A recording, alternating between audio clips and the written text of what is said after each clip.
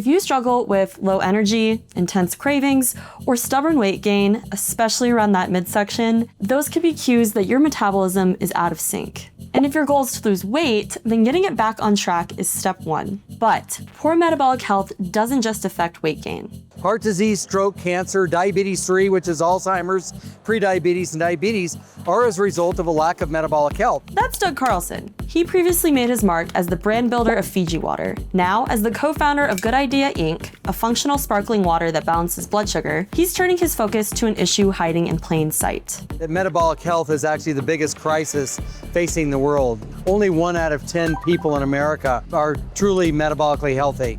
Hey America, it's time for an intervention. Because you could already be in the pre-diabetic range and not even know it.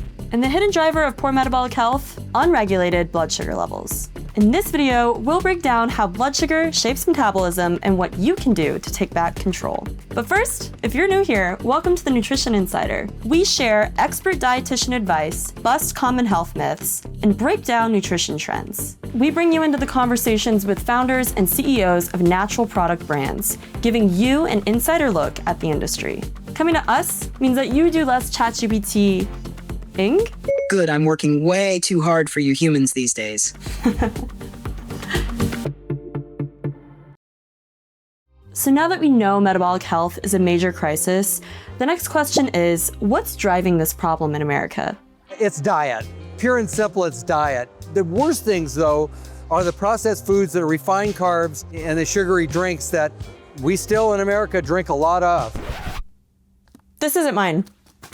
Between busy schedules and junk food lurking everywhere, it's no surprise that our metabolism is out of whack. But what's really going on in your body when you accidentally eat a chocolate bar that's definitely not yours? I'm gonna break it down using a car analogy, so buckle up. Think of your body as a car. Mine's obviously a G-Wagon. Food is your fuel, but not all fuel burns the same way. So when you eat that chocolate bar that doesn't belong to you, it's like slamming on the gas. Your blood sugar spikes and insulin floods in. The brain starts to sense through digestion that you're gonna have a blood sugar moment. And so what it does is it tells the pancreas to release insulin. So insulin starts running. So what goes up must come down, and depending on how much sugar you had, it can go down pretty hard. This cycle leaves you feeling tired, hungry, and even craving more sugar. So you do it again, like riding a blood sugar roller coaster, which actually would be a great name for a Disney ride with all the churros they're slinging up there. I'm gonna patent that. But here's the problem. Every time you ride that roller coaster, you're flooding your metabolism's engine with way too much fuel. So instead of burning it, your body stores it as fat. Every time you spike your blood sugar, you're raising your insulin levels above the level that the cells are happy with. And the cells say, wait a minute, I'm seeing too much insulin. And you become what's called insulin resistant, landing you in prediabetes, often without even knowing it, which can snowball into type 2 diabetes. But if you catch it early, you can stop that progression by training your body to burn fuel more efficiently. And Doug is going to tell us how, starting with the great meal order.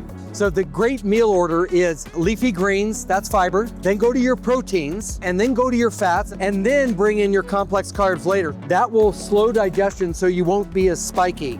And this is great advice, but it's not always realistic when you're traveling or you're not a big meal prepper. But there's a lot more that you could do to reduce blood sugar spikes. As far as diet goes, skip drinks and food with added sugars. And if you want some quick tips on how to stop sugar cravings before they even start, click the link in the description. Avoid processed foods and refined carbs, and instead, lean into foods that help manage blood sugar, like Greek yogurt or guacamole. As far as lifestyle habits, try to reduce cortisol in your body by lowering stress levels and minimizing caffeine intake. And go for a walk less than 30 minutes after eating. Lastly, tap into tracking tools. Use a continuous glucose monitor, or CGM, that can help you stay in the healthy range post-meal. But what is that range?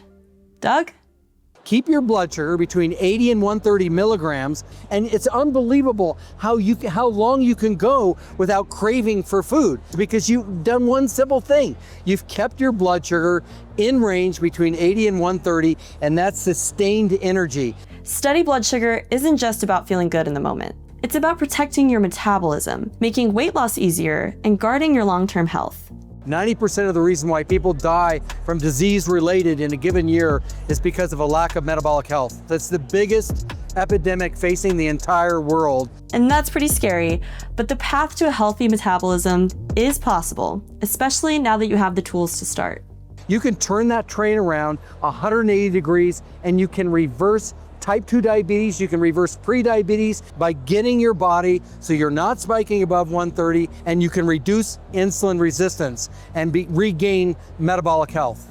So remember these 4 simple habits. Eat in the right order. Cut back on added sugars, refined carbs, and processed foods. Pair meals with movement and stress management, and use tools like a CGM to help you stay in a healthy blood sugar range. And if you want help personalizing this to your lifestyle, our dietitians have you covered. Book your one-on-one session at the link below, or check out that video above. It's 3 p.m., which means you're about to witness my blood sugar crash. And trust me, nobody wants to see that. Thanks for watching.